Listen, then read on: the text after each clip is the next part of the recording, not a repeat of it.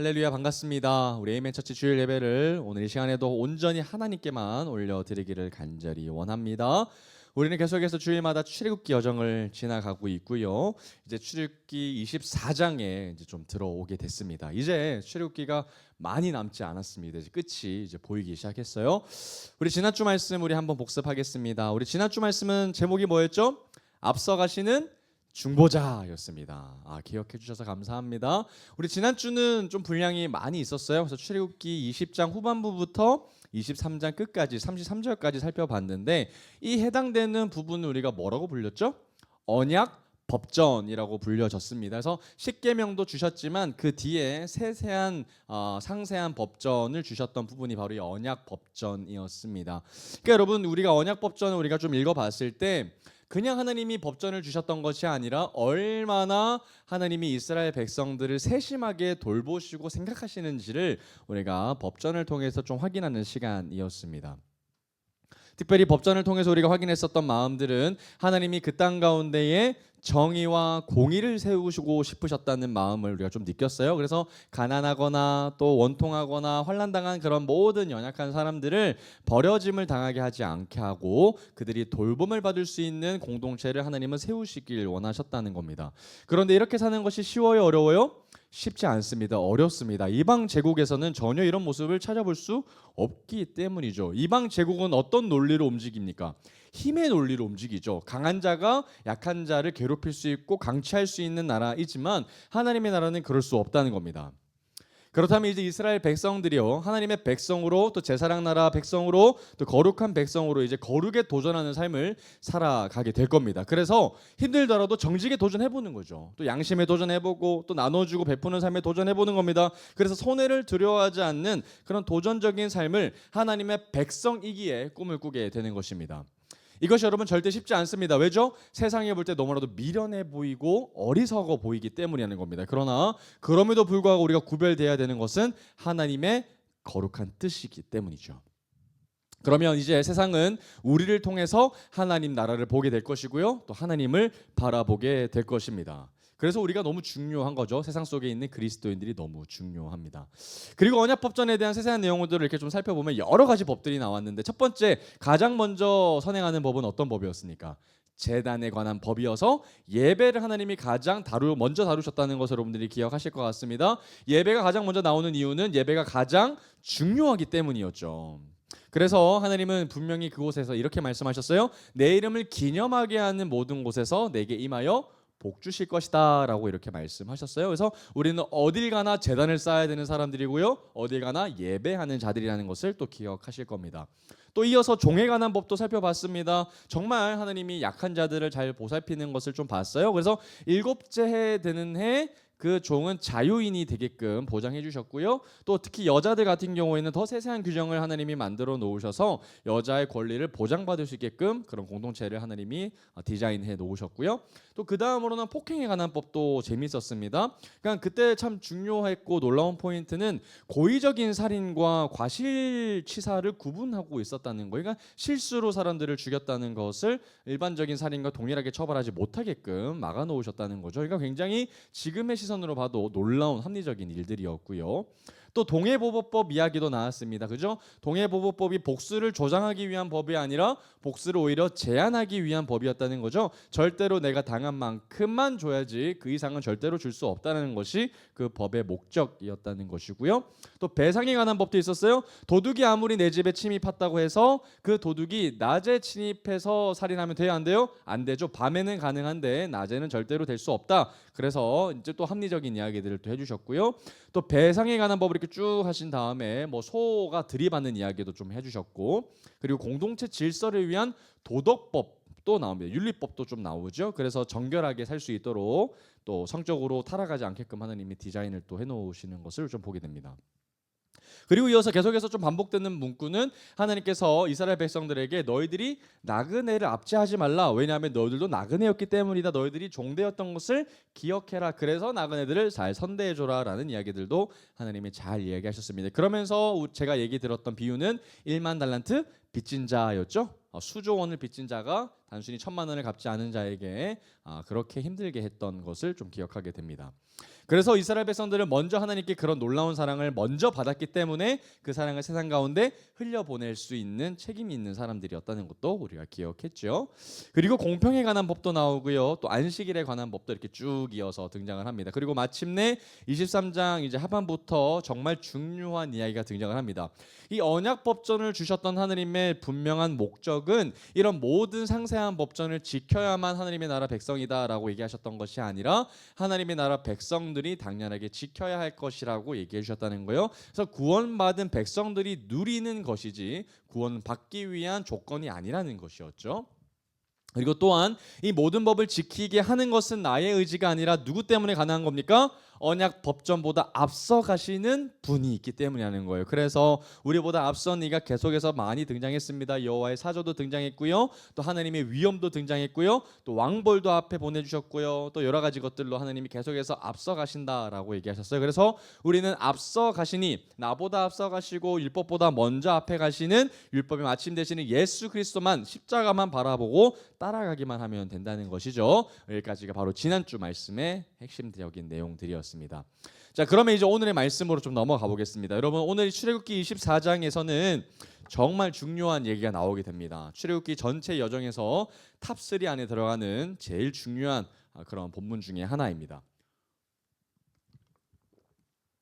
자, 24장을 보면 여러분 소제목이 나와 있어요. 소제목 한번 밑줄 한번 꺼볼까요? 여러분 소제목이 뭐라고 나와 있습니까? 정말 중요한데요. 신의 산에서 언약을 세우다. 여기서 중요한 단어가 두 가지가 있습니다. 신의 산이라는 단어와 언약이라는 단어입니다. 여러분 이 두 가지 단어가 같이 있어야 됩니다. 신의 산 그리고 언약. 여러분 우리가 계속해서 기억해야 될 포인트는 하나님이 지금 신의 산에서 언약을 체결하신다라는 장면이지요.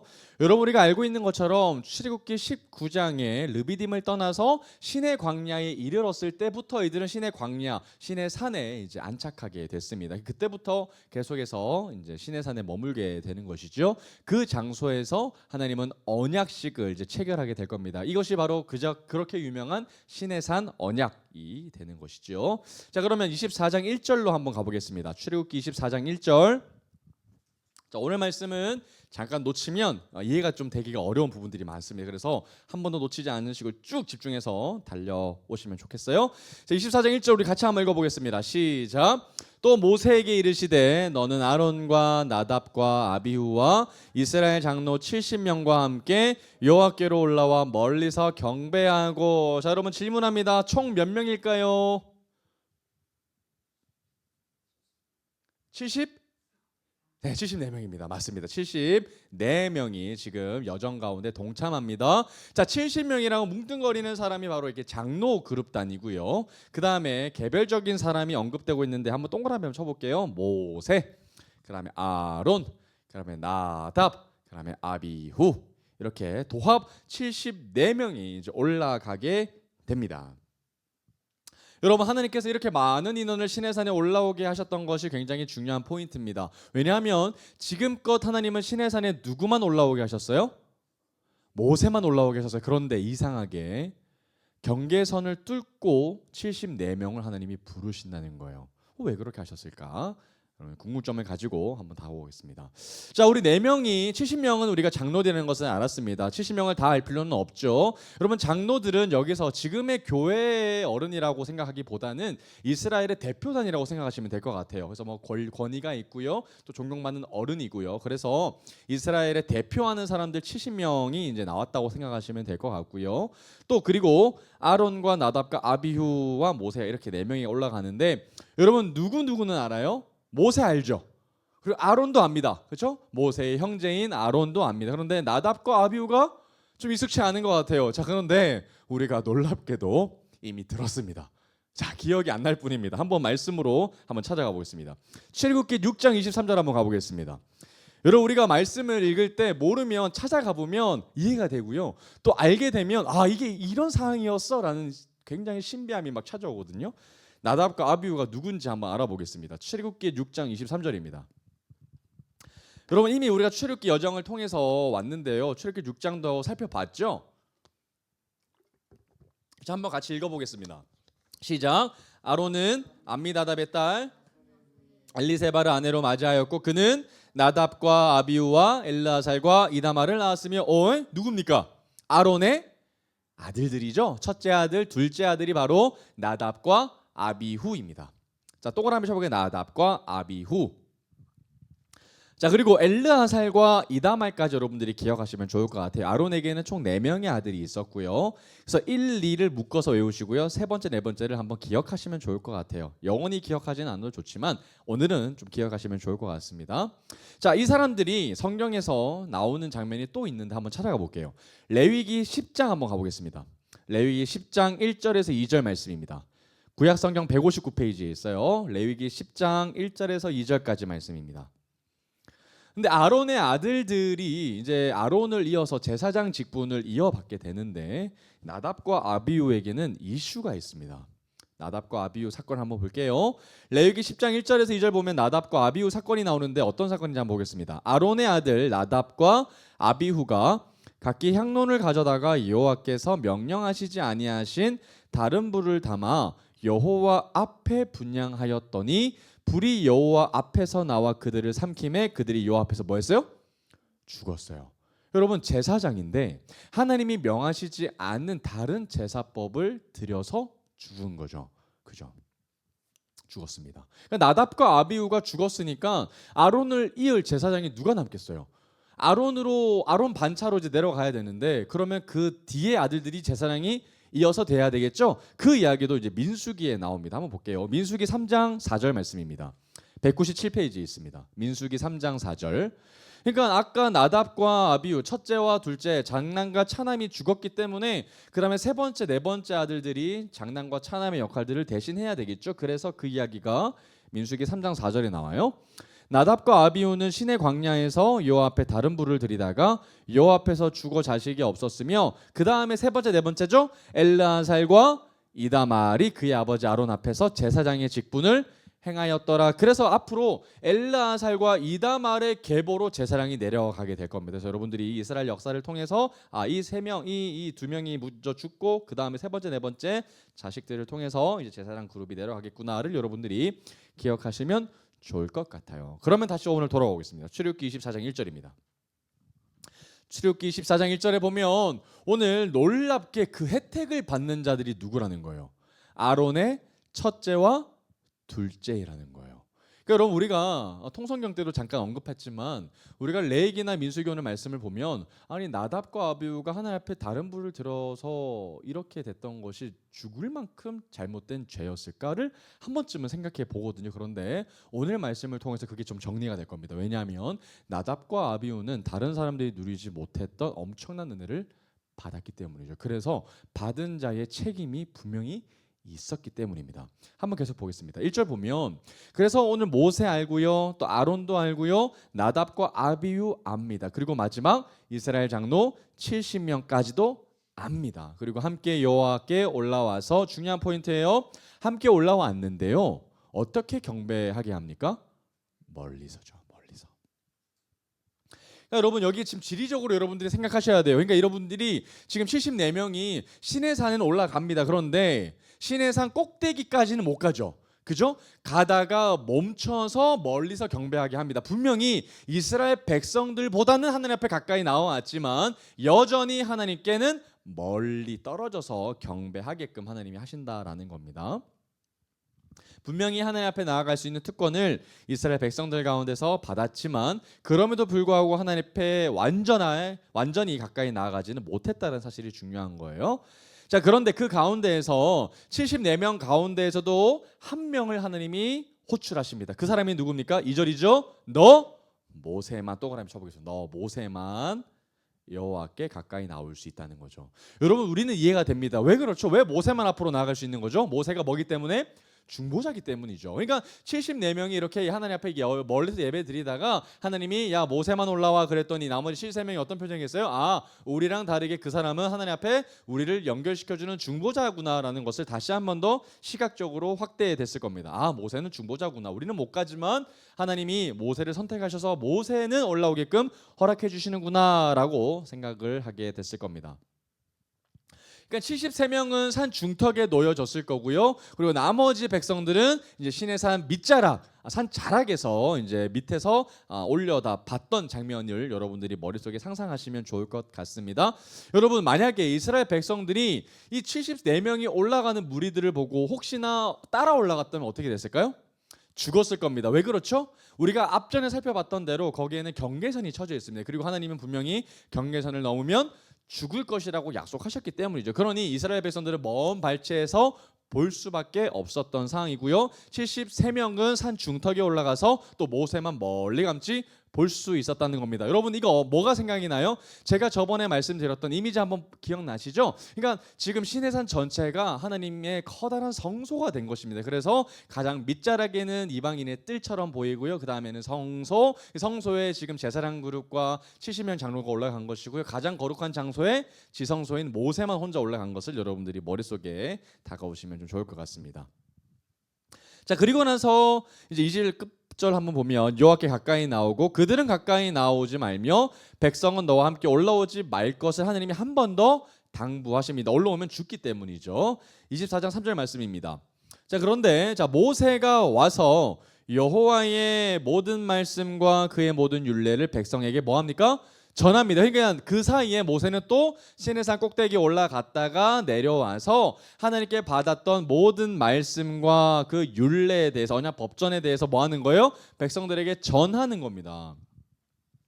자, 그 모든 이야기들을 전하기 시작했을 때 그들이 반응하는데 어떻게 반응해요? 그들이 한 소리로 응답하여 이르되 여호와께서 말씀하신 모든 것을 우리가 다 준행합니다 라고 이야기합니다. 여러분, 이 말 신뢰할 수 있어요? 없어요?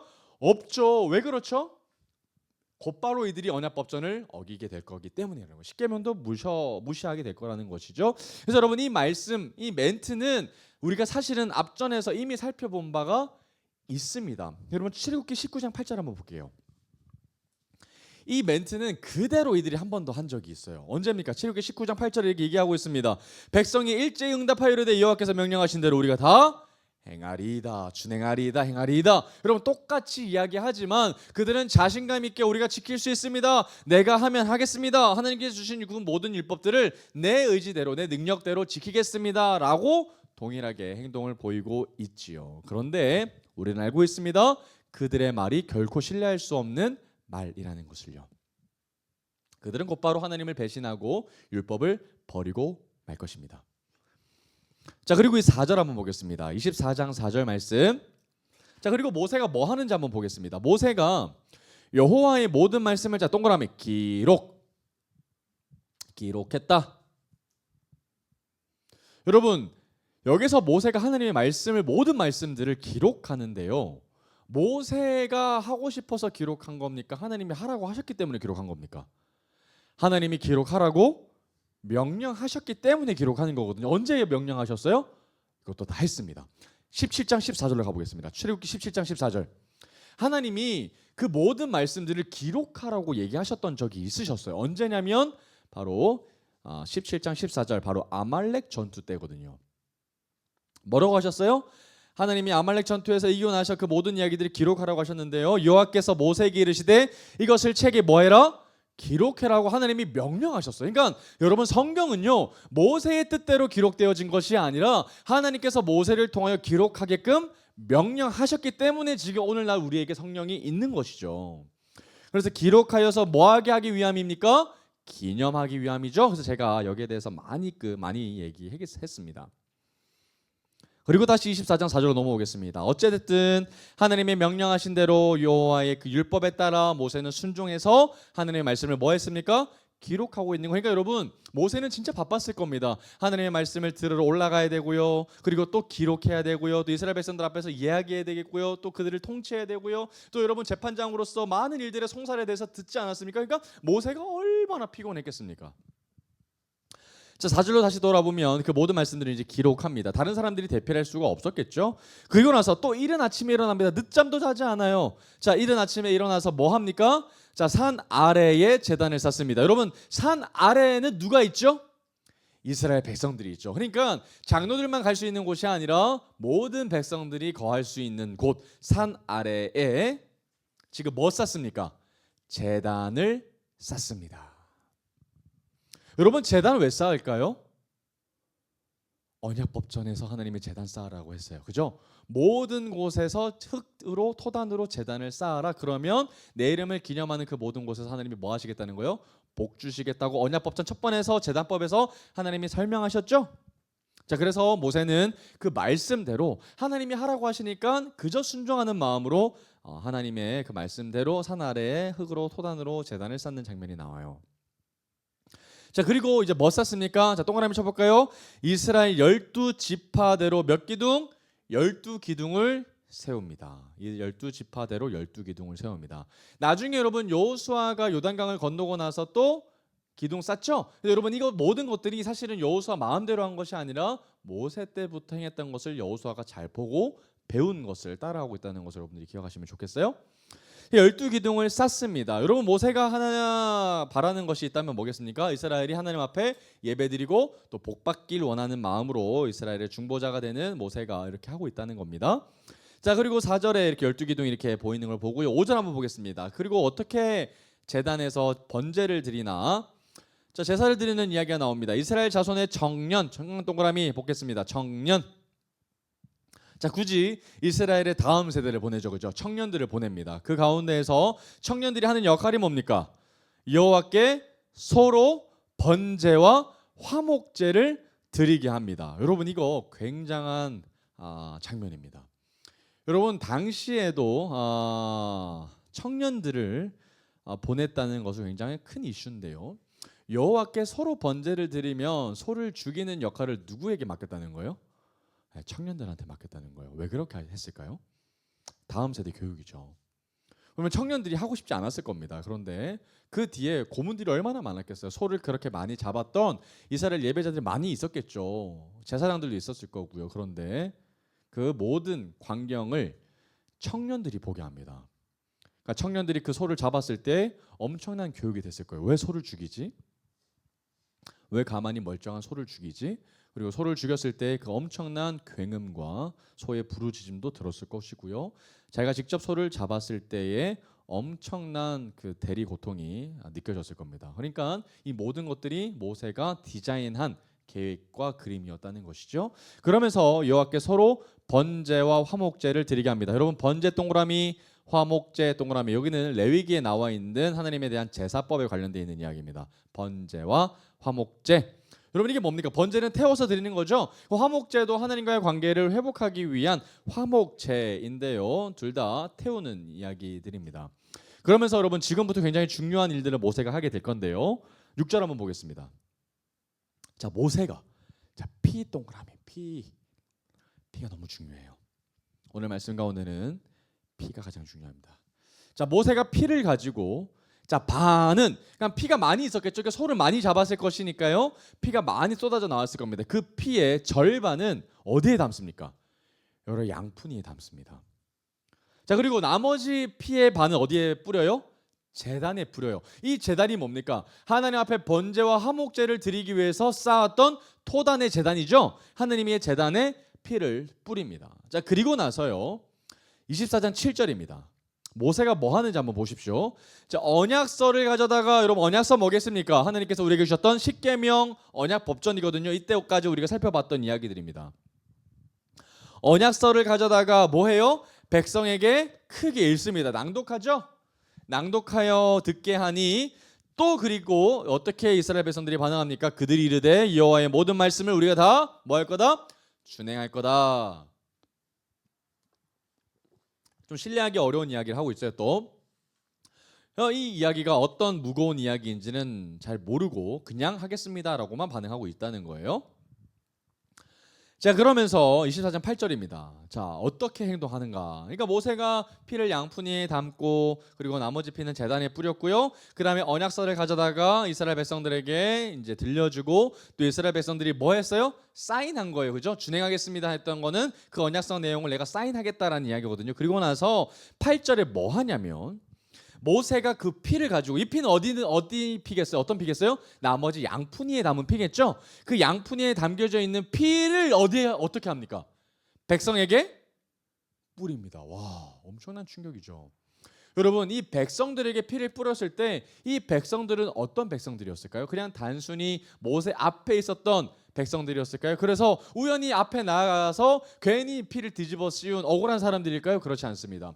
모든 사람들에게 피를 뿌릴 수가 없기 때문에 그래서 누구를 특별히 모세가 앞으로 불렀을까요? 그렇죠. 이스라엘 장로 몇 명? 70명입니다. 여러분, 70명에게는 피를 충분히 뿌릴 수 있어요, 없어요? 있습니다. 근데 여러분, 지금의 생각으로 하면 여러분, 어떻게 피를 사람에게 뿌릴 수 있지? 너무 지저분하고 너무 냄새나고 비릿하고 어떻게 그런 이상한 일을 할 수 있지라고 생각할 수 있습니다만은 오늘날로 생각하시면 안 됩니다. 왜냐하면 고대 근동 사회를 생각하셔야 되는데요. 그럼 고대 근동 사회에서는 계약할 때 특별히 동물을 잡았던 것은 그들의 흔했던 문화였습니다. 왜 동물을 잡았을까요? 여러분, 이런 겁니다. 우리가 부동산 계약을 했을 때, 약속을 했을 때 우리는 사인만 합니다. 그런데 우리가 그 약속을 지키지 않았을 때를 대비해서 어떻게 하죠? 위약금을 내게 합니다. 그죠? 계약 취소에 대한 법적 처벌을 가합니다. 그런데 당시에는 그런 기준이 있어요, 없어요? 없습니다. 그죠? 도망가면 끝이라는 개념이 있죠. 그래서 그렇지 않게끔 법적인 처벌을 압박하면서 서로 간의 신뢰를 더 굳건히 하기 위해서 뭐 했냐면 그 자리에서 동물을 죽입니다. 그리고 피를 바닥에 뿌리거나 아니면 동물을 지나가게끔 합니다. 그러면서 어떤 인식을 강하게 해주는 거예요? 만약에 당신이나 내가 이 약속을 어기면 어떻게 되겠다는 거예요? 죽였던 동물처럼 피로 값을 지불하겠습니다라는 사인이었던 거예요. 그러니까 이 당시에 피를 뿌렸을 때의 이스라엘 백성들은 이 피가 어떤 것을 의미하는지에 대해서는 충분히 알았을까요? 몰랐을까요? 알았을 겁니다. 그러니 만약에 우리가 준행하겠습니다라고 고백했던 그 언약서에 대한 법을 우리가 만약에 어기면 어떻게 하겠다는 거예요? 피로 그 값을 지불하겠습니다. 여러분, 이거 굉장히 무거워요, 가벼워요? 진짜 무거운 이야기예요. 여러분, 언약서 위반하면 돼요, 안 돼요? 안 됩니다. 어기면 어떻게 된다는 거예요? 죽는다는 거예요. 피가 굉장히 중요한 거거든요. 그래서 백성에게 뿌리며 이르되 이는 여호와께서 이 모든 말씀에 대하여 너희와 세우신 뭐다? 동그라미 언약의 피다. 언약의 피. 그러니까 깨트릴 수 있다 없다? 절대로 없다. 절대로 위반할 수 없다. 깨트리면 죽는다. 하나님도 깨트려서도 안 되고 너희들도 깨트려서 안 된다라는 이 상호간의 엄청난 언약이라는 겁니다. 정말 생명이 걸리는 중요한 일이 지금 체결되고 있는 것이고요. 이스라엘 백성들은 이제 하나님과의 엄연한 언약 백성 공동체가 된 것이라는 겁니다. 분명히 하나님은 이들과 언약을 맺으시면서 하나님의 나라 제사장 나라 거룩한 백성이 되게 하셨고요. 그리고 만약에 너희들이 이 언약을 잘 지키며 하나님이 뭐 해주시겠다고 약속하셨어요? 많은 여러 민족 가운데 너희들이 뭐가 되겠다? 내 소유가 되겠다. 나의 것이 되겠다라고 하나님이 약속해 주셨지 않았습니까? 이것이 바로 언약 내용의 핵심인데 이 장면이 이제 보여지고 있는 것이죠. 그러니까 언약 어기면 돼야 한대요? 안 됩니다. 그리고 장면이 바뀌어요. 24장 9절입니다. 그러니까 24장 9절부터는 다시 장면이 바뀌어서 아까 1절에서 봤던 장면이 이제 다시 보여지는 장면이고요. 그리고 그 전에 이제 시내산 언약이 체결됐다는 것을 여러분들이 머리에 넣으시고 9절을 좀 보셔야 됩니다. 그리고 다름 아닌 장로 70인이 언약의 피를 뒤집어 씌웠다라는 것도 여러분들이 기억하셔야 되는 거예요. 자, 9절 말씀 봅니다. 같이 읽어보겠어요. 시작. 모세 아론과 나답과 아비후와 이스라엘 장로 70인이 올라갑니다. 와, 시내산 언약을 체결하고 올라가는 거죠. 근데 여러분, 의아하지 않습니까? 시내산 언약을 체결하면 끝난 거지 왜 또 하나님이 부르실까? 10절 보겠습니다. 이유가 나와 있어요.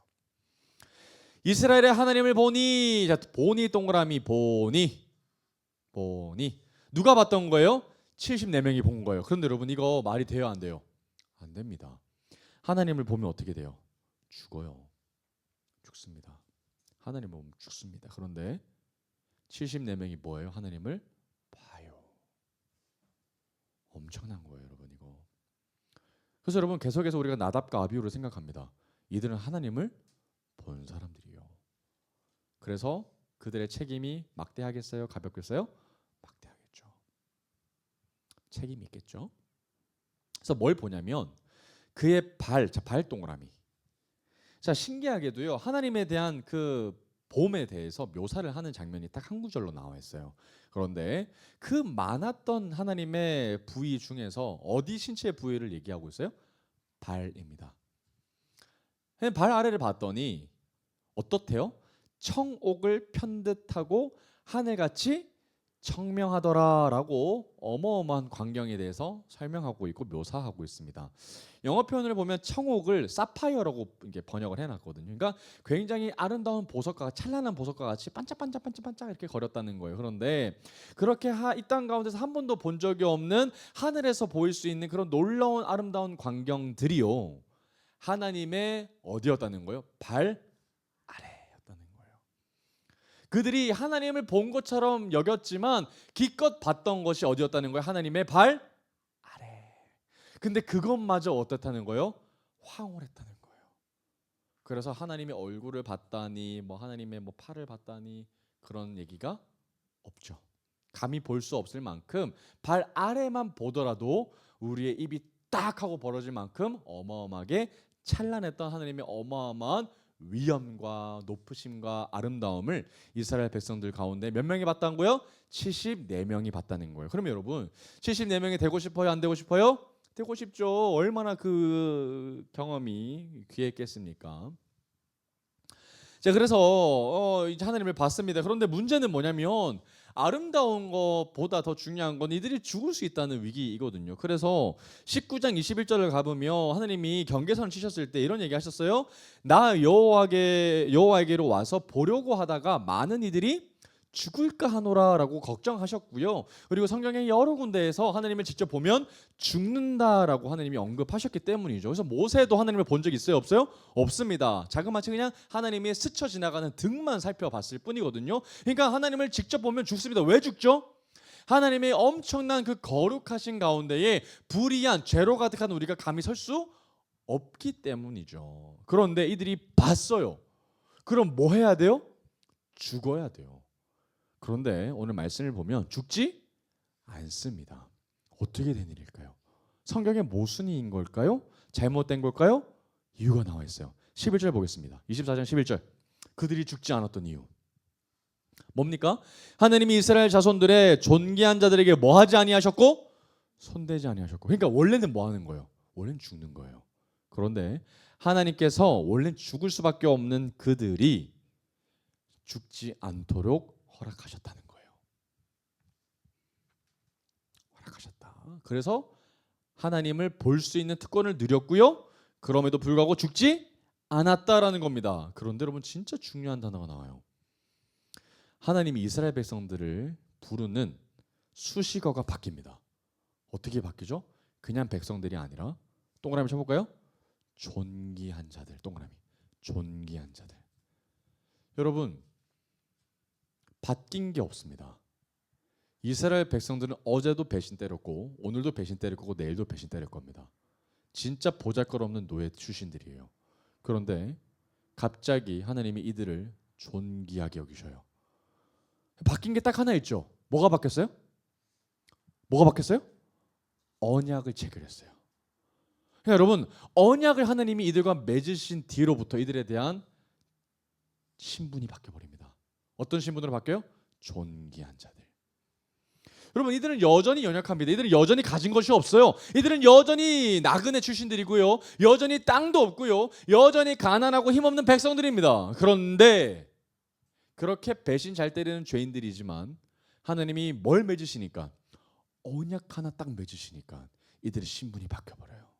여러분 이들이 언약을 지키는가 지키지 않는가, 얼마나 잘났는가 잘나지 않았는가, 얼마나 부자인가 얼마나 대단한 사람인가, 얼마나 이름의 명성이 뛰어난가가 아니라 언약 백성인가 그렇지 않은가가 하나님 보시기에 존귀한 자들, 존귀하지 않은 자들로 구분된다는 거예요.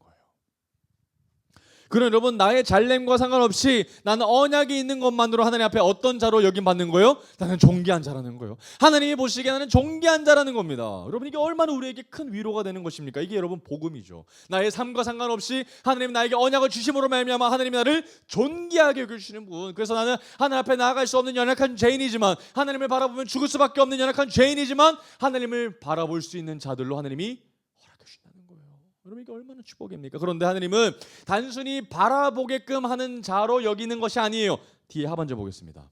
진짜 놀랍습니다. 단순히 입을 쫙 벌리고 와 하나님 대단하다 멋지다라고만 여기는 게 아니라요. 11절 하반절 읽어볼까요? 뭐라고 나옵니까? 그들은 하나님을 동그라미 뵙고 먹고 마셨다. 여러분 진짜 말도 안 되는 장면이 펼쳐지고 있어요. 하나님을 뵙고 먹고 마셨다. 여러분 절대로 불가능한 일입니다. 여러분 이거 절대로 말도 안 되는 일이에요. 하나님을 뵙고 먹고 마셨다. 존귀하게 여김을 받은 자들이 누렸던 특권은 하나님을 단순히 보는 것이 아니라 그분과 함께 뭐 하는 거예요? 더불어 먹고 마시는 것입니다. 단순히 죽이지 않는 정도가 아니죠. 하나님과 더불어 교제하게 하는 것. 여러분 이게 누구 때문에 가능한 겁니까? 언약 때문이죠. 그리고 체결되어지게 만들어졌던 중보자 때문이죠. 그래서 74명은 진짜 말도 안 되는 엄청난 축복을 하나님으로부터 받는 장면이 나옵니다. 12절 가볼까요? 계속 보겠습니다. 여호와께서 모세에게 이르시되 너는 산에 올라 내게로 와서 거기 있으라. 네가 그들을 뭐 하도록? 동그라미 쳐볼까요? 가르치도록. 내가 율법과 계명을 친히 기록한 뭘 준다? 돌판을 준다. 돌판. 여러분 중요한 단어가 나옵니다. 가르친다. 여러분 쉐마죠? 신명기 6장 4절에 나오는 쉐마 가르쳐야 됩니다.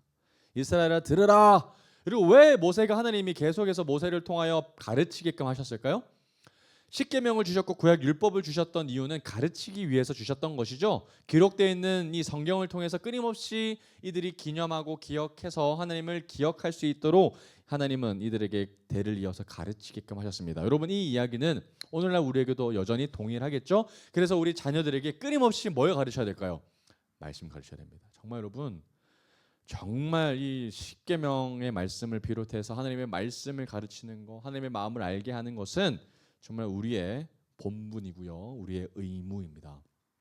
그래서 우리보다 더 믿음 좋은 다음 세대가 길러질 수 있도록 우리 부모들이 더욱더 하나님 앞에 나아가야 할 줄 믿습니다. 여기 계시는 우리 부모님들은 그런 부모님이 되시기를 주님 이름으로 축복합니다. 아멘. 저는 정말 축복합니다.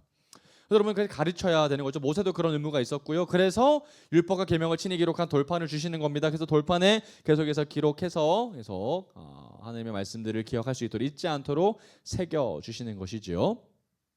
자, 그러니까 74명 중에 73명은 모세를 좀 바라보기만 하고요. 모세만 이제 하나님 앞에 또다시 올라가는 장면들이 이제 12절에 이제 보이게 됩니다. 자, 그때 13절 한번 보겠습니다. 돌판을 이제 받으러 가는 여정이에요. 그러니까 여러분 이번에는 하나님이 돌판 주시겠다고 했으니까 누가 대동합니까? 모세가 그의 누구 데리고 가요? 여호수아. 동그라미 여호수아가 함께 일어나 모세가 하나님의 산으로 올라갑니다. 여러분 이번에는 하나님의 산에 가까이 가는 자로 또 누가 동행해요? 여호수아가 동행해요. 그러니까 여러분 아마도 모세 다음으로 가장 시내산 꼭대기에 올라갔던 사람은 여호수아일 겁니다. 그런데 여호수아도 가장 높이는 올라가지 못합니다. 그럼 여기서 질문이 있습니다. 여호수아를 왜 모세가 데리고 갔을까요? 두 가지입니다. 첫 번째, 상식적이고 합리적인 이야기는 돌판 들고 갈 겁니다. 그러니까 돌판이 쉽게 들고 가기가 내려오기가 쉽지 않았겠죠. 그래서 아마도 산에서 돌판을 들고 내려왔을 때 자기의 수종인 여호수아에게 돌판 하나 넘겨주면서 같이 들고 내려오려고 했을 수 있습니다. 두 번째 정말 신학적인 이유는 여러분 여호수아가 언제 등장했었죠? 출애굽기 때? 아말렉 전투 때죠. 여러분 아말렉 전투 때 여호와 니시 사건을 바라보면서 여호수아가 하나님의 말씀에 대해서 이해하기 시작합니다. 그리고 이제 또 모세와 함께 하나님의 산에 오르게 되면서 하나님의 강력한 임재를 시내산 꼭대기에서 아마 먼 발치에서 보게 될 겁니다. 그러면 이제 우리가 점점 느끼게 되는 거죠. 모세가 점점 그의 사역이 끝이 오고 그의 사역을 바통이어서 누가 서게 될 것이라는 것, 여호수아가 서게 될 것이라는 것. 그래서 출애굽기 몇 군데에서 여호수아가 함께 등장을 하고요. 여호수아는 계속 모세에게 1:1 양육을 받습니다. 다음 세대 지도자로 서게 되는 교육이죠. 그래서 여호수아도 하나님이 허락하십니다. 여호수아도 죽어야 했지만 하나님께서 여호수아가 다음 세대 지도자이기 때문에 시내산에 올라와도 하나님이 여호수아를 치지 않으시는 장면이 나옵니다. 자, 그리고 나서 14절 한번 보겠습니다. 24장 14절. 장로들에게 이르되 너희는 여기서 우리가 너에게로 돌아오기까지 기다리라. 자, 밑줄 꺼볼까요? 돌아오기까지 기다리라. 여러분 이제 모세가 뭐 하러 갑니까? 시내산에 돌판 받으러 가죠. 그러니까 여호수아와 함께 시내산에 올라가는데 아마도 모세는 이런 생각이 들었던 것 같아요. 이번에는 조금 오래 걸릴 것 같다는 생각이 들어서 그래서 모세하고 여호수아가 내가 떠나가니까 그때까지 좀 잘 기다리라는 겁니다. 누구 기다리라는 거예요? 첫 번째는 나 기다리라는 거고요. 두 번째는 내가 돌판을 가지고 오는 하나님의 말씀 기다리라는 겁니다. 그래서 그때까지만 기다리기만 하면 되는 거예요. 어려운 거 아니죠? 기다리기만 하면 됩니다. 그래서 기다리라고 했을 때 그 기다리라고 했던 그 명령의 대상은 누굽니까? 장로들이죠. 그러니까 70인 장로들 대표들한테 얘기하는 거예요. 그래서 장로들아, 너희들은 잘 기다려야 한다. 내가 돌아올 것이다. 너희들은 잘 기다려야 된다. 흐트러지면 안 된다라는 이야기를 당부하고 가는데요. 그러면서 대행 지도자를 세웁니다. 그 사람들이 누굽니까? 동그라미 아론과 훌입니다. 여러분 아론과 훌이 누굽니까? 아말렉 전투 때 모세의 양팔을 들어주었던 여호와 니시의 주인공들이죠. 그러니까 여러분 모세와 함께 지도자 대행 지도자로 서기에 충분했던 사람들이었습니다. 그죠? 그래서 아론과 훌을 대행 지도자로 모세가 세우고요. 그다음에 이스라엘 장로들 70명 불러가지고 너희들이 언약 피의 백성들이다. 너희들 피 다 뿌림 받았지. 그러니까 정신 똑바로 차리고 너희 이스라엘 백성들 잘 관리해라. 내가 돌아올 거다. 잘 기다려야 된다. 그것만 하면 된다라고만 모세가 신신당부하고 이제 모세가 올라가는 장면이 나옵니다. 불안하죠. 모세가 공석이 되어버린 순간 불안합니다. 매우 불안하죠. 24장 15절 보겠습니다. 자, 모세가 산에 오름에 자 구름이 산을 뭐합니까? 가려버립니다. 그러니까 여러분 조금 전까지 모세가 올라가기 전까지만 해도 이스라엘 백성들이 산 밑에서 산을 시내산을 보면 산이 좀 잘 보였어요. 그런데 모세가 입산하는 순간 산을 올라가는 순간 구름이 뭐예요? 가려버립니다. 아무도 시내산을 볼 수 없게끔 모세를 하나님이 구름 속에 가려버리셔요. 숨겨버리시죠. 의도가 있죠. 더 이상 하나님이 강림하는 그때에 더 이상 아무도 시내산을 만만하게 여길 수 없게끔 중보자를 가려버리고 그리고 하나님이 마치 사라지신 것처럼 하나님이 강림은 시내산 꼭대기만 임하시고 중보자는 어디 간지 모르는 것처럼 밑에 있는 백성들은 좀 불안하게 만드는 어떤 장치적 요소로 만들어 보입니다. 그리고 아무리 이스라엘 백성들이 올라가고 싶어도 이제 구름이 가려졌기 때문에 올라갈 수 있어요? 없어요? 못 올라가. 완전히 단절이 이루어진 것처럼 보이죠. 그리고 그 가운데로 이스라엘 백성 중에 중보자인 모세만 구름을 뚫고 올라가고 있는 겁니다. 자, 근데요. 올라가고 난 상황을 한번 보겠습니다. 16절입니다. 그곳에 뭐가 임합니까? 여호와의 영광이 임합니다. 하나님이 임하신다고 하시는 여호와의 영광이 얼마나 임했겠습니까? 영광이 임하는데요. 시내산 위에 머무르고요. 그런데 문제는 뭐냐면 구름이 엿새 동안 산을 가려버려요. 그래서 이스라엘 백성들은 산을 못 올라갔지만 누구도 못 올라가는 거예요? 모세도 못 올라가요. 뭐 때문에요? 구름 때문에. 그러니까 칠흑 같은 구름 가운데에서 그는 방황하며 그 자리에 멈출 수밖에 없었던 거예요. 모세조차. 그런데 일곱째 날에 하나님이 구름을 거두시고 그제서야 모세가 하늘 앞에 올라갑니다. 그죠? 하나님이 부르셔야 모세가 올라가는 거죠. 그러니까 모세가 아무리 올라가고 싶다고 해서 올라갈 수 있는 겁니까? 아닙니다. 그죠? 하나님이 허락하셔야, 하나님이 불러주셔야, 하나님이 보여주셔야 볼 수 있는 거죠. 17절. 그랬더니 올라갔더니 어떻게 보입니까? 산 위에 여호와의 영광이 이스라엘 자손의 눈에 맹렬한 불같이 보였습니다. 여러분 이스라엘 자손들은 어디에서 보는 거예요? 시내산을 밑에서 보는 거죠. 그래서 밑에서 산 꼭대기를 봤더니 산 꼭대기에 뭐가 임한 거예요? 불이 임한 거예요. 불이 활활 타오르고 있는 거예요. 산 위에 꼭대기에. 그러니까 여러분 모세가 거기 올라가야 되는데 불이 임하면 어떻게 모세 타 죽는 거 아니야? 뭐 이런 걱정들도 분명히 했을 겁니다. 18절. 모세는 구름 속으로 들어가서 산 위에 올랐으며 모세가 동그라미 쳐볼까요? 40일 40야. 시내산에 며칠 있는 거예요? 40일 동안 있는 겁니다. 오래 있죠? 내려오지도 않고요. 40일 동안 있고요. 여호수아도 함께 40일 동안 그곳에 수종을 들고 있었을 겁니다. 그럼 여기서 궁금점이 있어요. 그럼 모세가 40일이라는 것을 알았을까요? 몰랐을까요? 몰랐을 겁니다. 기다려보니 40일이었을 겁니다. 그리고 모세는 그곳에서 누구만 기다려요? 모세만 하나님만 계속해서 기다릴 겁니다. 그죠? 모세는 계속 하나님이 나에게 말씀하실 것을 찾아오실 것을 기다리고 하나님의 임재를 느끼고 있을 겁니다. 그리고 이제 모세는 그곳에서 뭘 받을까요? 십계명 돌판 받을 거고요. 그리고 다음 주부터 우리가 보게 될 하나님으로부터의 그 성막 디자인 받을 겁니다. 그러니까 엄청난 하나님의 말씀과 비전을 모세가 받고 내려올 거거든요. 40일 40일 야는 굉장히 중요한 시간인데요. 궁금증이 있습니다. 모세가 40일 동안에 먹을 수 있는 음식과 식량을 물을 챙겨갔을까요? 알았을까요? 몰랐기 때문에 어떻게 했을까요? 그리고 그곳에는 먹을 것이 있었을까요? 없었을 건데 그럼 어떻게 했을까요? 여호수아가 자꾸 오르락 내리락 하면서 모세에게 먹을 거 가져다 줬을까요? 그렇지 않습니다. 34장 28절을 가보겠습니다. 출애굽기 34장 28절.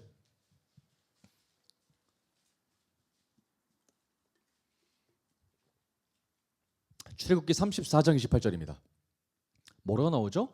모세가 여호와와 함께 40일 40야를 거기 있으면서 떡도 먹지 아니하였고 물도 마시지 아니했어요. 그리고 여호와께서는 언약의 말씀과 십계명을 그 판들에 기록하셨어요. 와우. 그럼 모세는 40일 동안 뭐 한 거예요? 물도 안 먹었고 아무것도 먹지 않았는데 살아 내려온 거예요. 이 말이 돼요, 안 돼요? 안 됩니다. 물 안 먹으면 7일 만에 죽습니다. 근데 살아 내려왔고요. 내려왔을 때 우리 후반부에 보면 알겠지만 모세 얼굴에 광채가 빛나서 내려옵니다. 아무것도 먹지 못한 사람이 그렇게 아름다운 얼굴로 내려올 수 없는 일이죠. 어떻게 된 걸까요? 초자연적인 역사가 일어난 것이겠죠. 여호수아도 마찬가지입니다. 초자연적인 역사가 일어난 겁니다. 그런데 모세가 건강하게 내려왔다는 건 하나님이 이 땅에 양식으로 모세에게 공급하신 것이 아니라 뭘 주셨던 것일까요? 하늘의 양식입니다. 그래서 여러분 영의 양식이 진짜 중요한 거예요. 아무리 땅 가운데 배고프다고 할지라도 아무것도 먹지 못한다 할지라도 하나님이 우리에게 영의 양식을 채워주시면 말씀 주시면 우리는 배부를 줄 믿습니다. 할렐루야. 그럼 이런 일들이 진짜 일어난 거죠.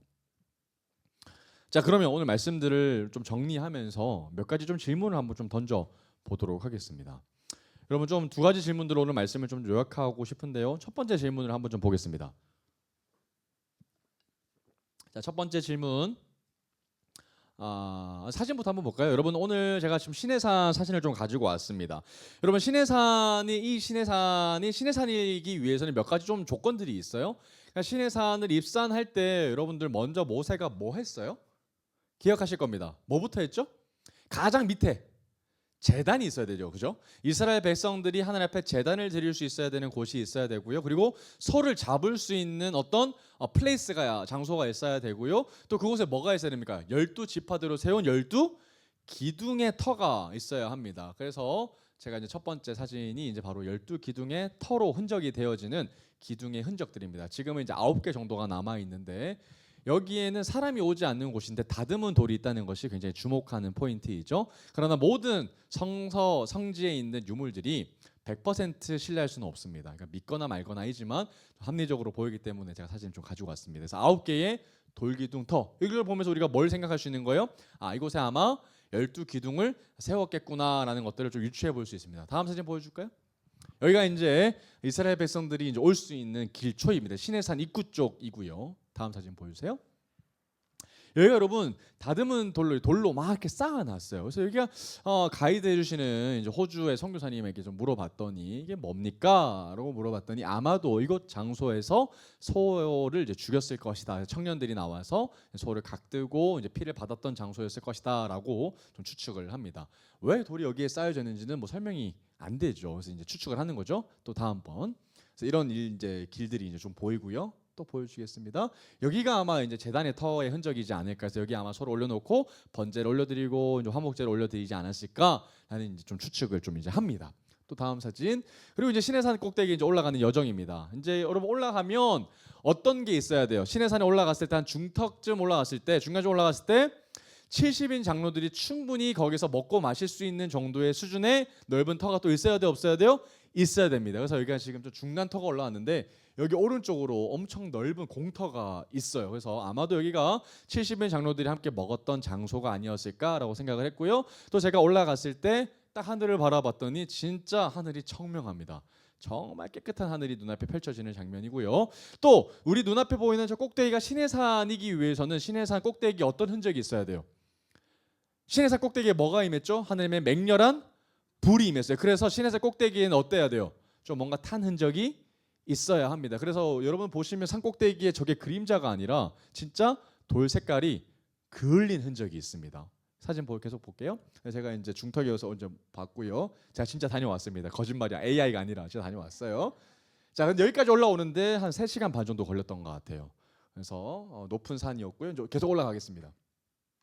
그래서 산 위에 중간 가다가 이제 거의 도착했을 때 이제 좀 사진 찍은 것인데요. 여기가 이제 저 밑에 이쪽 부근에 이제 금송아지 제단이 있는 쪽입니다. 그러니까 아마도 모세가 십계명을 받고 내려오면서 야 이게 무슨 소리야 했을 때 아마도 저 밑에 불이 나게 제사를 드리고 있는 것을 아마 모세는 봤을 겁니다. 굉장히 충격적인 장면이었겠죠.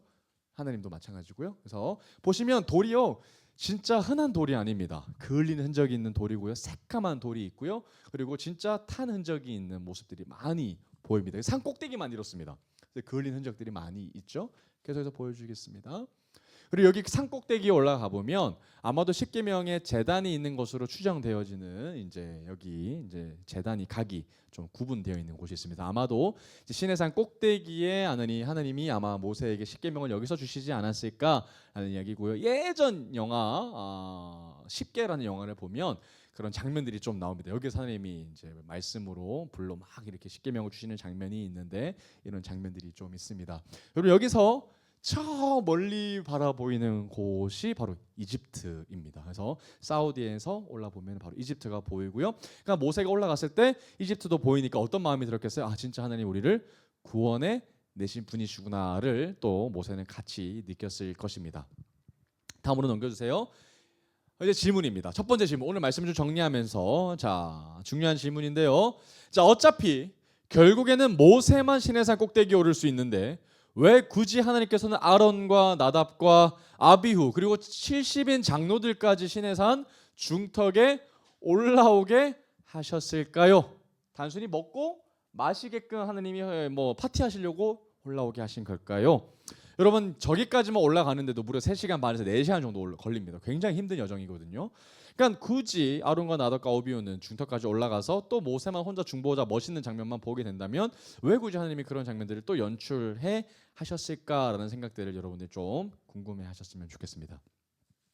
왜 하나님이 그렇게 하셨던 것 같아요, 여러분? 왜 굳이 하나님은 모세만 아니라 이번에는 74명을 동시에 올라오게 하셨을까요?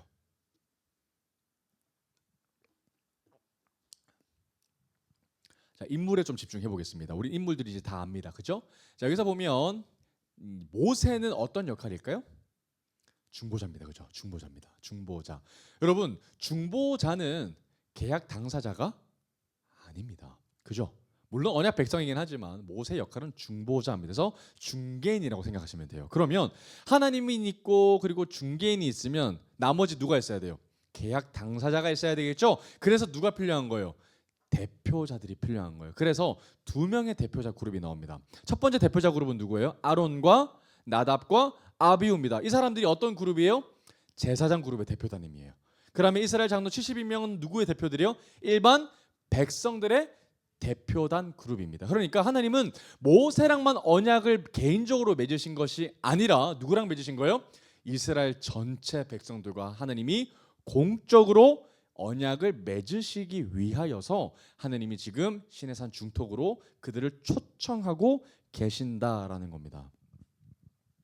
그리고 그들은 이제 산 중턱에서 하나님을 보고 더불어 먹고 마시게 될 것입니다. 엄청난 축복을 받았거든요. 여러분 먹는 게 참 중요한 의미인데 왜 그러냐면 아까 제가 얘기했던 것의 연장선상에서 그들은 고대 근동 계약에서 동물을 죽임으로 말미암아 피의 언약이라는 것을 드러내줬을 뿐만 아니라 그리고 나서 뭘 하냐면 같이 식사를 하는 것이 그들의 문화입니다. 왜 그랬을까요? 계약을 하고 나서 무섭게 칼을 들고 동물을 죽입니다. 굉장히 무시무시한 장면이거든요. 사실은 이걸 지키지 않으면 죽는다라는 이야기이기 때문이죠. 그러면서 같이 식사의 테이블에 밥을 먹는다는 것은 평화의 상징입니다. 그러니까 우리가 어기지 말고 뭐 하자는 거예요? 언약을 신실하게 우리 같이 교제하면서 지킬 것을 약속하는 자리입니다. 분위기가 완전히 바뀌는 거죠. 그래서 밥을 같이 먹는다라는 것은 하나님과의 계약이 잘 체결됐다라는 상징적인 묘사되는 장면이거든요. 그럼 여러분 정말 하나님이 그렇게 무섭게 임하고 번개가 치고 그리고 뇌우가 치고 그다음에 땅이 흔들리는 그런 하나님에서 이제 친밀하게 하나님이 자신에 대해서 아름답게 묘사해 주실 뿐만 아니라 더불어 먹고 마시게끔 하시면서 하나님이 굉장히 가까이 있는 분, 따뜻한 분, 우리에게 친히 밥상을 차려주시는 분으로 이들은 생각하게 될 것입니다. 그럼 여러분 또 질문이 여기에 달려오는 질문이 있어요. 뭘 먹었을까요? 여러분 74명이 먹어야 했으면 적지 않은 분량이죠. 근데 이들은 거기서 먹을 거라는 걸 생각했을까 안 했을까요? 안 했을 겁니다. 음식 안 들고 갔을 거예요. 그럼 어디서 먹을 것이 갑자기 튀어나왔을까요? 하나님이 차려 주셨을 겁니다. 그럼 뭘 차려 주셨을까요? 이들은 뭘 마셨을까요? 힌트가 말씀에 있습니다. 한번 보겠습니다. 여러분 이 구약에서의 출애굽기 모습은요. 하나님이 최초로 하나님의 백성들에게 밥상을 차려주시는 장면이거든요. 그래서 신학자들은 이 장면을 보고 최초의 하나님의 밥상이라고 얘기합니다. 최초의 식탁, 언약의 식탁이라고 얘기하는데 이 장면은요. 후에 1500년이라는 시간이 훌쩍 넘어서 하나님이신 그분이 다시 밥상을 차려주시는 장면이 나와요. 그게 뭐냐면 최후의 만찬입니다. 한번 보겠습니다. 누가복음 22장 19절에서 20절까지입니다. 신약성경 135페이지, 135페이지입니다. 누가복음 22장 19절에서 20절까지. 누가복음 22장 19절에서 20절까지 말씀입니다. 한번 볼까요? 예수님이 제자들에게 밥상을 차리시면서 그 밥상 가운데에서 하나님이 주도적으로 말씀하십니다. 또 떡을 가져 감사 기도하시고 떼어 그들에게 주시며 이르시되 이것은 너희를 위하여 주는 내 몸이다. 너희가 이를 행하여 나를 기념해라. 저녁 먹은 후에 잔도 그와 같이 하여 이르시되 이 잔은 내 피로 세우는 동그라미 새 언약. 와, 여러분 그러면 구약의 1500년 전에 있었던 그 언약은 어떤 언약? 옛 언약. 그리고 1500년 만에 새롭게 언약이 체결되니 그 언약은 어떤 언약? 새 언약입니다. 몇 년 만에? 1500년 만에. 그래서 여러분 옛 언약을 체결했던 그들이 하나님 앞에 밥상을 얻어 먹었던 거와 같이 지금 이스라엘 백성들의 대표단을 할 수 있는 예수님의 제자 12명이 지금 뭐하고 있는 거예요? 하나님이 차려주신 그 밥상 가운데 평화의 식탁의 교제를 식탁에서 누리고 있는 거죠. 그 뭐가 체결된 걸까요? 하나님과의 새 언약이 체결됐다라는 이야기를 하고 있는 겁니다. 놀라운 이야기죠. 그리고 이 이미지가 또다시 연결됩니다. 미래적인 이야기로 연결됐는데 요한계시록 보겠습니다. 요한계시록 19장 9절 말씀입니다. 418페이지. 요한계시록 19장 9절 418페이지입니다. 우리가 찬양 가사에서 많이 나오는 이야기인데요. 요한계시록 19장 9절 말씀 같이 읽어보겠습니다. 418페이지 뭐라고 나옵니까? 천사가 내게 말하기를 기록하라. 어린 양의 혼인잔치의 청함을 받은 자들은 복이 있도다. 또 내게 말하되 이것은 하나님의 참되신 말씀이다. 여러분이 언제로 바뀌는 겁니까? 마지막 날에 예수 그리스도께 다시 이 땅 가운데 재림하시는 그날에 다시 어떤 잔치에 우리를 초청해 주시는 거예요? 어린 양의 혼인잔치. 그분이 신랑이시고 우리는 뭐가 되는 겁니까? 그분의 신부. 그때에는 어린 양의 혼인잔치에 잔치가 끝나지 않은 영원한 잔치 가운데 우리를 초청해 주실 것입니다. 여러분 이때 어떤 음식이 나올까요? 예수 그리스도의 영원한 생명의 떡, 그분의 피가 우리에게 영원한 양식이 될 것이죠. 그래서 그 당시에 구약에 있었던 많은 이스라엘 장로들과 나답과 아비와 아론도 하나님께서 주셨던 그 신령한 떡과 잔을 아마도 그때 먹고 마셨고요. 1500년의 시간이 흘러서 그것은 정확하게 예수 그리스도의 몸과 피를 상징하는 예표적인 그림이었고 후에 이것은 재림의 때 어린 양의 혼인 잔치까지 연결되는 정말 거대한 서사의 그림이었다는 것을 여러분들이 보시게 됐습니다. 그래서 옛 언약은 뭐로 교체가 됐다고요? 예수 그리스도로 말미암아 새 언약. 그래서 지지난주 말씀의 제목이 뭐였어요? 새 언약의 중보자. 두 번째 질문입니다. 중요한 질문인데요. 자, 왜 모세가 제단에도 피를 뿌리고 이스라엘 장로 70에게도 피를 뿌렸을까요? 라는 이야기에 대해서 조금 더 나누면 좋을 것 같습니다. 자, 굳이 피를 뿌릴 이유가 있을까? 그냥 피만 뭐 바르면 되지 않을까? 조그맣게. 근데 피를 온전히 뿌려야 되는 이유가 있는데 여기는 말씀으로 한번 설명해 보겠습니다. 자, 히브리서 9장으로 가보겠습니다. 히브리서 9장 12절부터 보겠습니다. 히브리서 9장 12절 신약 성경 362페이지에 있습니다.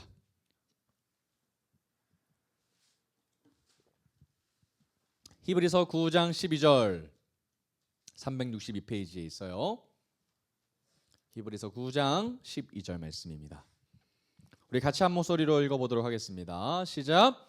염소와 송아지의 피로 하지 아니하고 오직 자기의 피로 영원한 속죄. 그러니까 예수님의 피는 어떤 능력이 있는 거예요? 영원한 속죄가 있다. 속죄. 그렇다면 여러분 왜 제사장들에게 피를 뿌렸는지가 설명이 하반절에 나옵니다. 18절 22절 볼까요? 자, 이러므로 첫 언약 동그라미 옛 언약이죠? 첫 언약도 피가 있었어요, 없었어요? 피가 많이 있었어요. 그죠? 그때 피는 누구의 피였어요? 동물의 피였죠? 소의 피였어요.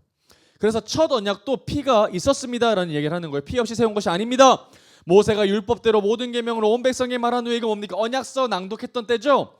후에 송아지와 염소의 피 및 물과 붉은 양털 및 우슬초를 치하여서 정결하게 해서 그 두루마리에 온 백성에 뿌리며 70의 장로에게 뿌리며 이르되 이는 하느님이 너에게 명하시니 뭐다? 언약의 피다. 그때도 피가 흘렸다는 거예요. 여러분 피 왜 흘리는 겁니까? 이 모든 계약의 언약의 피, 이 속죄하기 위해서는 뭐가 필요하다? 대속이 필요하다. 속죄가 필요하다. 피가 필요하다는 것을 상징적으로 보여주기 위함이죠. 21절입니다. 그래서 이와 같이 피를 장막과 섬기는 일에 쓰는 모든 그릇에 뿌렸느니라. 제단에도 뿌렸고 모든 그 성막 기구에도 다 뿌렸습니다. 22절 율법을 따라 거의 모든 물건이 피로써 정결하게 되나니. 가장 중요한 단어죠. 피 흘림이 없은즉 뭐가 없다? 제사함, 사함이 있다 없다? 없다. 그러면 여러분 그들이 산에 올랐음에도 불구하고 이스라엘 장로 70인이 안 죽었던 이유가 명확해집니다. 왜 안 죽었던 거예요? 하나님이 안 죽게끔 허락해 주셨는데 그 허락해 준 이유가 나옵니다. 언약 때문인데 특별히 그 언약이 어떤 언약 때문이에요? 피 언약 때문이에요. 동물들이 대신 죽음으로 말미암아 어떤 일이 벌어진 거예요? 그들의 죄가 일시적으로 사함이에요. 사함. 용서받은 거예요. 그런데 영원히는 안 되죠. 일시적인 거죠. 그래서 그들이 하나님 앞에 나아갈 수 있는 길이 열렸고요. 그리고 하나님과 더불어 먹고 마시는 길이 열렸던 거예요. 그러면 예수 그리스도 이 땅 가운데 오셨다면 소와 같은 피가 아니라 영원한 속죄가 되는 거죠. 그래서 예수님을 믿음으로 말미암아 그분의 피로 말미암아 이제는 우리는 누구든지 하나님과 더불어 먹고 마실 수 있는 교제의 길이 뭐한 거예요? 열린 거예요. 이것이 바로 이 피의 언약의 피의 모든 비밀입니다. 너무 놀라운 일이죠. 그래서 여러분 레위기 17장 11절 보겠습니다. 그럼 도대체 그 피가 어떤 의미가 있나? 레위기 17장 11절 말씀입니다. 173페이지입니다. 레위기 17장 11절 이 모든 말씀을 좀 한번 연결해 보면서 오늘 말씀을 좀 정리하겠습니다. 레위기 17장 11절 173페이지에 있어요. 자, 육체의 생명은 피에 있음이라 내가 이 피를 너에게 주어 제단에 뿌려 너희의 생명을 위하여 속죄하게 하였나니. 다 봤던 내용입니다. 그죠? 소를 대신 죽여서 제단에 뿌려서 너희 생명을 위해서 속죄했다. 왜 그렇게 했는가 봤더니 생명이 어디에 있다? 피에 있다. 생명이 피에 있다. 그래서 피가 죄를 뭐한다? 속죄한다. 그래서 예수의 피가 우리에게 소망이 되는 거죠. 피 흘림 없인 속죄함이 있다 없다? 없는 겁니다. 그러면 이 말씀을 모두 완성시키려면 누가 언급하셔야 될까요? 예수님이 한 번 더 언급하셔야 됩니다. 언급하실까 안 언급하실까요? 언급하시겠죠. 마태복음으로 가보겠습니다. 오늘 마지막 절입니다. 마태복음 26장 28절입니다. 여러분 성경은 완벽하게 짜임새가 있어요. 놀랍습니다. 그래서 말씀을 읽으면 읽을수록 진짜 무릎을 칠 수밖에 없는. 하나님 모든 것이 예비되어 있었거든요. 모든 것이 나를 위해서 나를 살리시기 위하여 준비하셨군요. 놀랍죠. 마태복음 26장 28절 말씀 우리 같이 큰 목소리 읽어봅니다. 시작. 이것은 죄사함을 얻게 하려고 많은 사람을 위하여 흘리는 바 나의 피 곧 언약의 피니라. 새 언약의 중보자 되시는 예수 그리스도께서 뭐라고 얘기하시는 거예요? 모세가 얘기했던 것처럼 이것은 나의 언약의 피다. 여러분 모세는 그렇게 얘기하지 않았어요. 모세는 나의 피라고 얘기할 수 없습니다. 그죠? 이것은 소의 피니라, 이것이 언약의 피니라고 얘기할 수밖에 없었지만 하나님은 예수님은 뭐라고 얘기하셨어요? 소의 피가 아니라 이것은 나의 피다. 내가 너희들을 위하여 흘리는 나의 피, 영원한 피다. 언약의 피다라고 예수님이 직접 얘기하심으로 말미암아 내가 너희들을 위하여 드리는 어린 양의 제물이다라는 것을 제자들에게 보여주셨다는 겁니다. 그러면 여러분, 이스라엘 장로들이 70명이 1500년 전에 3500년 전이죠. 지금으로부터는 그때의 하나님 앞에 모세에게 핏부림을 받아서 언약이 체결됐다면 지금 우리에게 피가 뿌려진 그 피는 어떤 피입니까? 소의 피가 아니라 예수 그리스도의 흘리신 피입니다. 예수 그리스도의 피가 우리의 몸을 적시면서 뿌려지면서 우리가 얻었던 것은 무엇입니까? 속죄함이죠. 영원한 속죄함입니다. 그리고 하나님 앞에 갈 수 있는 길이 열렸다는 거예요. 먹고 마실 수 있게 된 것이죠. 하나님이 더 이상 우리를 치시지 아니하시고 우리와 함께 더불어 먹고 마시고 하나님이 차려주신 그 밥상 가운데 우리를 초청해 주시고 계신다는 겁니다. 놀라운 일이 펼쳐졌죠. 이제 우리 신해산 언약을 잘 정리했습니다. 그런데 여러분, 결국 이들은 실패할 겁니다. 우리가 잘 알고 있는 것처럼 이들은 십계명을 받기도 전에 금송아지를 세워서 아론 중심으로 이들은 급격하게 타락하기 시작할 겁니다. 못 기다립니다. 그럼 이들은 어떻게 해줘야 돼요? 다 죽어야 됩니다. 하나도 빼놓지 않고 다 죽어야 돼요. 왜요? 언약을 어겼기 때문이죠. 근데 안 죽습니다. 왜 안 죽죠? 하나님 이들을 또 용서하셔요. 그리고 그 모든 죄에 대한 삭슬 누구에게 대신 짊어지시 하시는 거예요? 예수 그리스도에게. 우리가 죽어야 될 자리에 예수님이 대신 죽으셨다는 겁니다. 그리고 이제 그분은 우리들을 새 언약의 테이블로 이끄십니다. 예수 그리스도께서 죽으심으로 말미암아 더 이상 옛 언약의 테이블로 우리를 이끄시는 것이 아니라 영원한 테이블, 새 언약의 테이블로 우리를 이끌어 주셔서 장차 우리를 어디에 이끄시길 원하시는 걸까요?